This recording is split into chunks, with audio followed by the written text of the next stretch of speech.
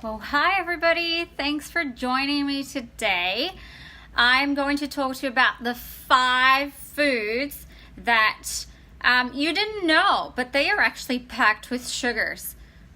So let's go. Let's get started. Number 1 is dried fruits. Oh my God, Caroline, did you just say that? Yes, of course I did. Dried fruits is one of the foods that you just buy and you think it's very healthy, but if you look at the back of pack, it's gonna have, some of them have it at least 60% of sugars, right? Of course, it's healthier sugars, etc. It's still got fiber in it. It has some vitamins and minerals, but 6 dates actually have 32 grams of sugar, which is pretty crazy, right?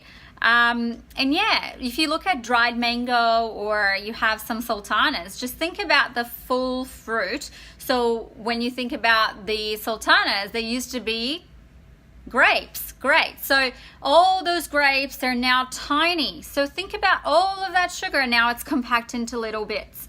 So that's a number 1 food that people think is so healthy and so amazing. And yes, it is a little bit better than others, but it's still packed full of sugar. When you're looking at that, please always think about moderation. That's one of the most important things as well. I'm not telling you not to eat sultanas, but just if weight loss is not your goal, perfect. But it does have a high sugar concentration ratio. All right? Awesome. Let's get into number 2. Number 2 is flavored yogurt. Yes, you heard right. Yogurt is really good for you. It's got some live bacteria. It's got some cultures in it and probiotics as well. But when you get the flavored yogurts, you're going to look at the back of pack that they do add some good sugars there, right? some good amount of sugars there. They will do that to sweeten it, because a lot of the time, say you add some strawberries to it, and when you add strawberries to it, it will get a little bit sour, so they add some sugar to help with the flavor, help for it to be palatable, right?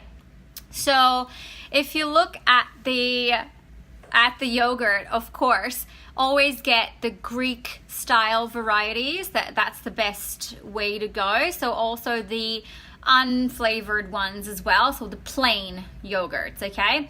And if you do have any questions, just pop them down and I will answer them afterwards for you. A lot of the times, just look at the fat percentage of the yogurt, and really what you should be looking at is what else is in there, what else is in the labeling.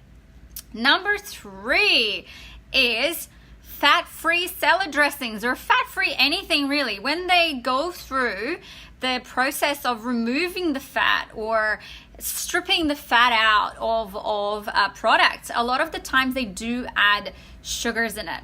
It might not be sugar or dextrose or sucrose, but they might add some syrups in it.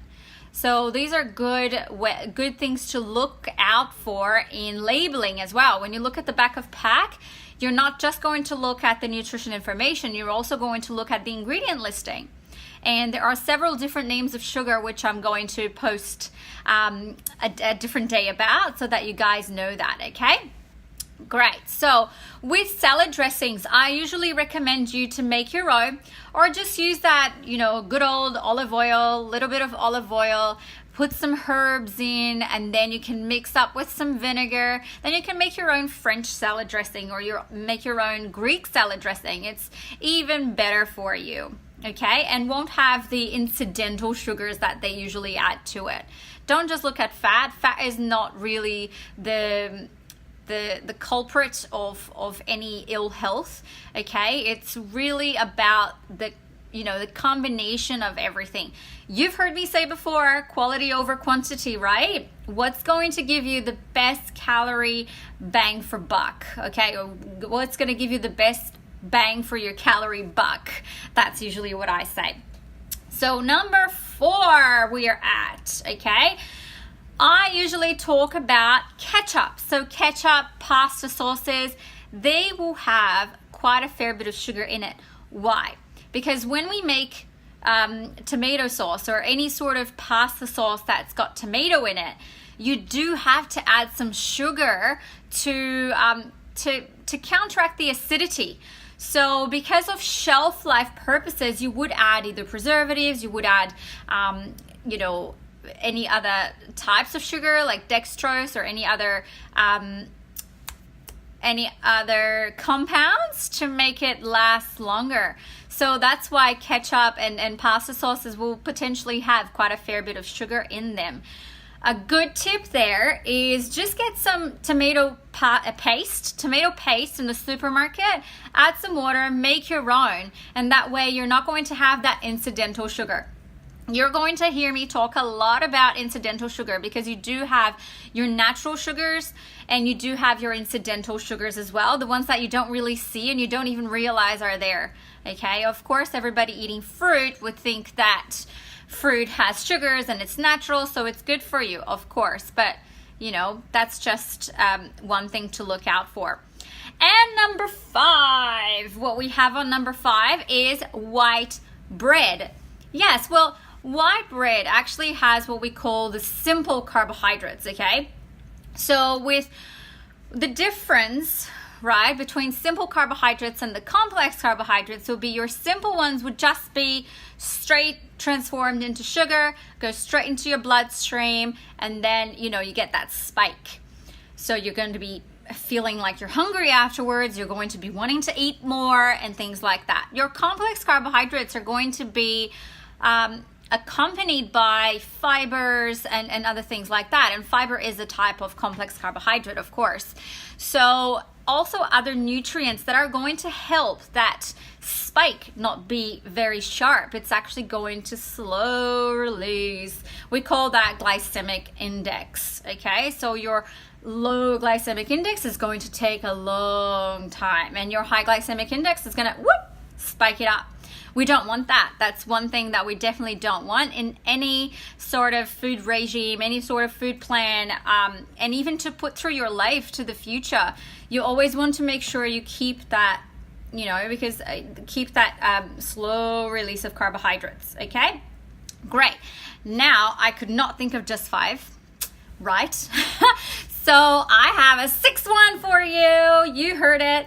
A lot of my clients come to me and they tell me, well, Caroline, I'm now having almond milk and I'm now having rice milk. Well, be aware that these rice milks and almond milks and things like that, they would a lot of the times add sugar to it, because have you eaten a lot of almonds like crushed up?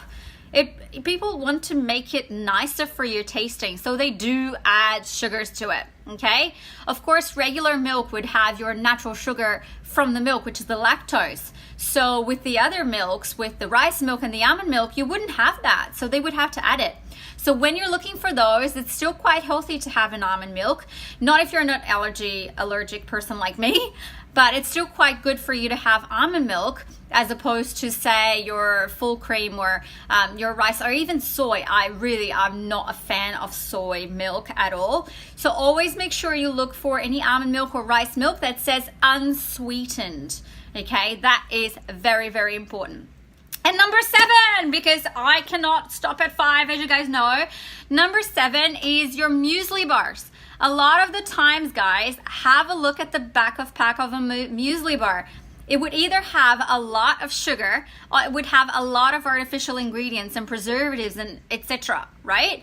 So you don't want to tell me that it's better to have a muesli bar that is, say, 2 grams of sugar in it, or have an apple, which has got a fair more amount of sugar in it. You're not going to tell me that, because the muesli bar is not going to give you the best bang for your calorie buck as opposed to the apple will, okay? Always look for quality over quantity.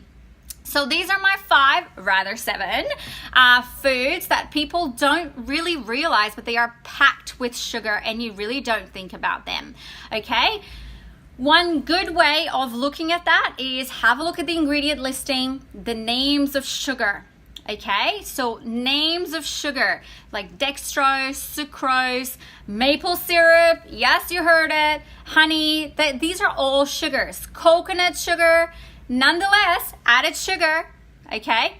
So even sugar alcohols, you have sugar alcohols like maltitol, erythritol, things like that. You have to be careful with them, because if you have overconsumption, they are a sugar substitute. They are low calories, but if you look at them, you are going to, if you have that overconsumption, it can have a laxative effect.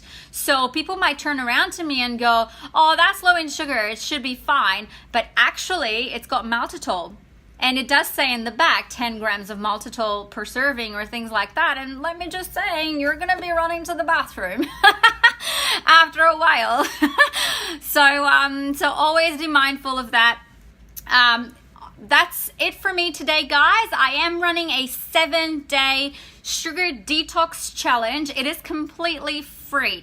So sign up today. I'm going to post the link here. And let's get all of those sugar cravings, all of those sugar habits out of it. And you're going to see that after the 7 days, you're going to be feeling a lot less bloated. You're going to get rid of those cravings. And I'm going to be there to support you every step of the way, along with at least, I think I had, last time I checked, there's about 70 people in the challenge. So that's pretty amazing that everybody's going to be doing together. Thank you so much for watching, and remember always, it's quality over quantity, and it's a lifestyle, not a life sentence. Bye for now. Mwah.